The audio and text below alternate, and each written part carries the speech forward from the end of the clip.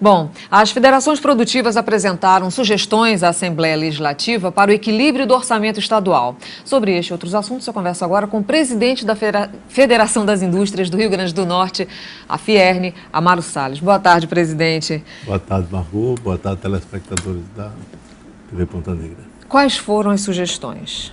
Olha só, Margot, quando tivemos a semana anterior na Assembleia, onde a gente foi discutir a questão do refis, fomos procurados pelo deputado Jorge que se a gente pudesse apresentar algumas sugestões ao orçamento do Estado, que tinha sido mandado enviado pelo Poder Executivo.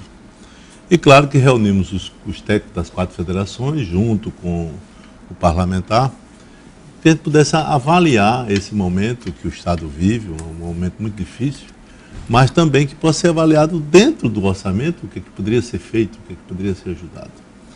E nesse orçamento, um orçamento em torno de 12 bilhões e 400 milhões, né, foi identificado que os repasses aos entes que aconteciam aqui no Rio Grande do Norte tinham valores superiores a uma média, que eu diria, você aqui no Nordeste, da Paraíba, Ceará e Pernambuco, que são aqui os nossos 3 vizinhos.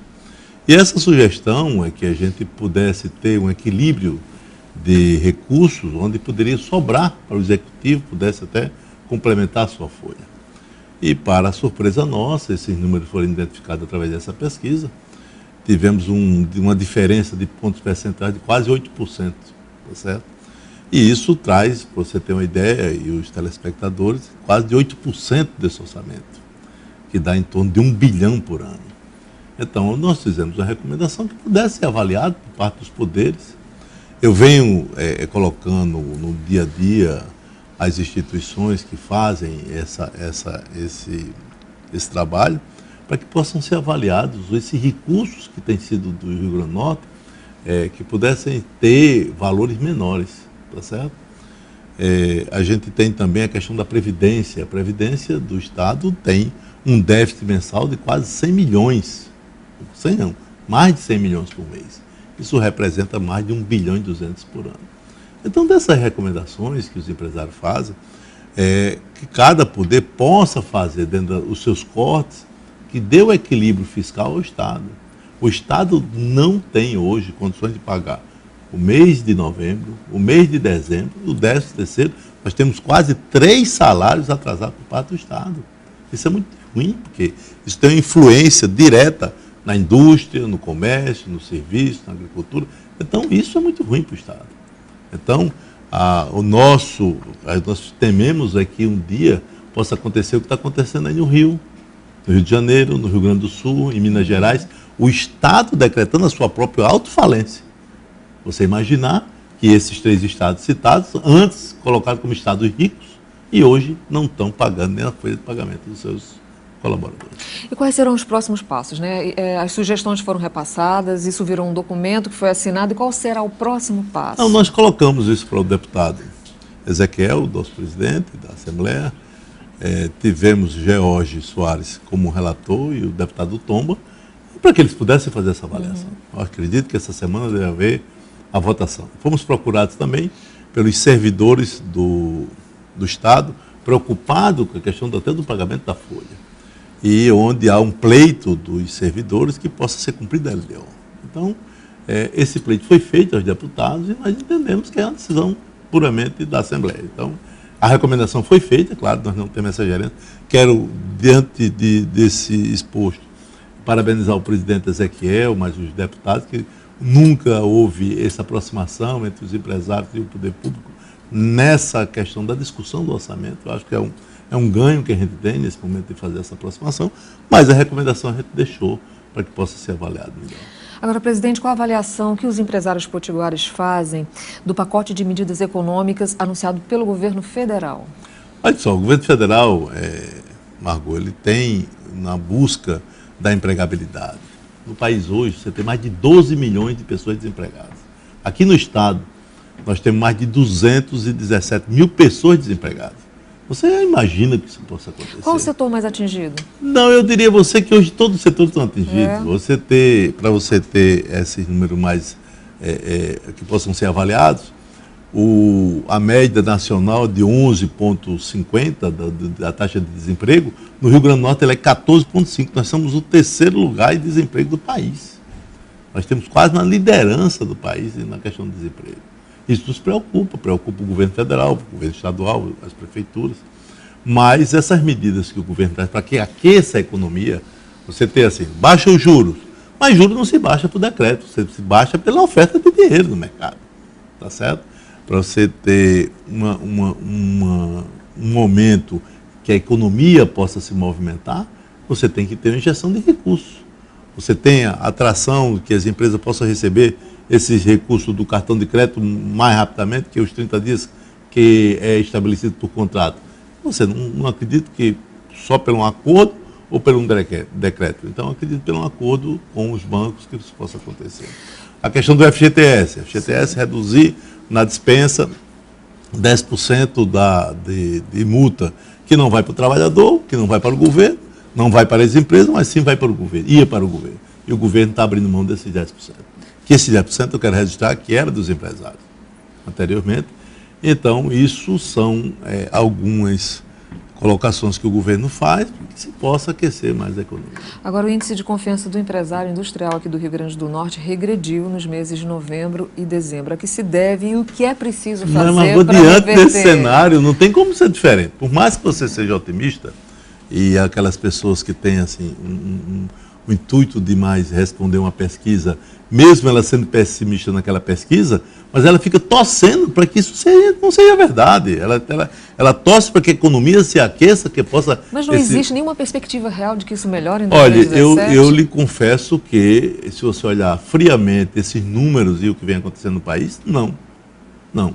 Mas se você colocar como o brasileiro ele consegue superar tudo isso, aí sim, essa que nos dá essa confiança para que 2017 possa ser melhor do que 2016. Qual a posição da FERN em relação a todas essas reformas em discussão? O senhor até já falou alguma coisa aí em relação à Previdência, né? Em relação à Previdência e também à reforma trabalhista e à previdenciária. Se o governo quer fazer um programa de atração de novos empregos, ele tem que fazer urgentemente essa reforma trabalhista. Não é precarizar o trabalho, mas a terceirização. Você sabe quantos milhões de pessoas tem nessa questão da terceirização? Nós temos milhões de pessoas esperando que se regulamente essa questão da terceirização. E esse assunto não pode, ele já foi discutido, ele já foi questionado, já tem os parâmetros da terceirização, mas não pode esperar mais. Mas a previdenciária está vivendo um momento de muita rejeição por parte da sociedade. Mas olha, porque a sociedade ela não quer abrir mão, ninguém quer abrir mão, isso é direito, claro. Mas o que acontece é que se continuar desse jeito, Malu... Então o senhor acha que é um mal necessário essa reforma da Previdência? É um mal necessário, é aquele remédio amargo que todos nós temos que tomar. Eu tenho 59 anos, eu estou me aposentar o próximo ano. Se essa reforma passa, só daqui a 5 anos que eu vou me aposentar. Mas eu tenho que abrir mão disso. Ou eu abro mão, ou eu vou fazer que não funcione daqui a 5 anos, eu tenho um dinheiro para me aposentar. Então, essa preocupação, os nossos filhos, com certeza, terão dificuldade de aposentadoria. E os nossos netos não se aposentarão se continuar desse jeito. Para você ter uma ideia, nós temos aí um déficit de 170 bilhões na Previdência. E quem é que vai pagar esse déficit? Tem alguém que abre mão. O que eu acredito que precisa ter muita atenção é que todos têm que ter o mesmo tratamento. Não pode um empresário, hoje ele quer se aposentar, ele pagando no limite, ele se aposenta com R$ 5.184. E tem alguém que tem um salário de R$ 50 mil, se aposenta com esse salário e não desconta nada para a Previdência. Isso aí que nós achamos que é injusto. Acho que tem que ter um tratamento igual para todos, sejam de qualquer categoria pertencente. Amaro Salles também preside a Associação Nordeste Forte, que atua em prol do desenvolvimento regional. Quais são os principais gargalos que prejudicam esse desenvolvimento e o que precisa ser feito? O Nordeste, Malu, olha, como me deram essa incumbência de presidir essa associação que representa as federações de indústria do Nordeste, aceitamos esse desafio em função das desigualdades regionais. O Brasil passou muitos anos olhando mais ao lado sul, ao lado sudeste, e esquecendo o Nordeste. O Nordeste tem grandes potencialidades. Ele mostra, vou dar um exemplo, o Nordeste hoje tem um potencial de energia, de abastecer o Brasil de energia eólica e solar. Inclusive com repasses injustos, né? Com repasses injustos. O Nordeste então, do tamanho que é. Às vezes vou dar um exemplo, Itaipu foi feito um grande investimento há 40 anos atrás, que hoje nós pagamos esse preço, mas o Nordeste não se beneficiou. incompatível com a energia de Itaipu. Mas hoje, com poucos investimentos que o governo fez, que o Nordeste, o Rio Grande do Norte, por exemplo, produz energia eólica e remete essa energia para outras regiões sem pagar esse pedágio, entendeu? Então, acredito que o Nordeste, diante dessas dificuldades, vou dar um exemplo, a água do São Francisco. Essa transposição, Margot, ela existe desde a época de Getúlio Vargas, então tem mais de 70 anos que isso aconteceu, mas precisa acontecer. Nós temos irmãos aqui morrendo de sede aqui no Nordeste. E já vem construído aí, era um projeto para 4 bilhões, passou para 8, já vai 12 e não se conclui. Mas tem que ter o coragem do governo de concluir. A cidade de Campina Grande, uma grande cidade do Nordeste, se não receber água da transposição até fevereiro do próximo ano, ela vai ter um colapso de água no Nordeste. Então são essas desigualdades, essas divergências regionais, que precisamos brigar, precisamos mostrar que o Nordeste é importante. Isso sem falar na burocracia e na corrupção, né? Olha, Margot, eu acho que o Brasil está sendo passado a limpo. Eu acho que essas mudanças, tudo isso que vem ocorrendo no Brasil, eu acho que isso é bom para o Brasil. Está dando uma vitalidade a esse Brasil. O Brasil passou muito tempo se enganando. Me engana que eu gosto. Então, essa realidade, essas operações, essas delações, eu acho que tem mostrado um Brasil diferente. Eu acho que tem mudado o Brasil. E eu acho que mudando para melhor. Eu acho que o Brasil precisa passar a limpo essa sua história. Então, passando essa crise política, consequentemente, a economia vai criar um ânimo novo, um fôlego novo. Margot, eu estive na Alemanha no mês de outubro, participando de um encontro Brasil-Alemanha, que pretendemos trazer esse encontro para o Rio Grande do Norte em 2019. E assistimos vários discursos lá, tivemos inclusive com a presença do nosso cônsul Axel, aqui do Rio Grande do Norte, pleiteando esse evento para cá, e escutamos vários discursos de empresários alemães, de autoridades alemães, querendo vir para o Brasil. Só que existe uma palavra chamada confiança. Na hora que o Brasil transmitir essa confiança para o mundo, não tenho a menor dúvida que teremos investimentos externos aqui no Rio Grande do Norte e no Brasil. Ok, eu conversei aqui com Amaro Salles, presidente da Fierle. Muito obrigada pela sua participação mais uma vez aqui no JD.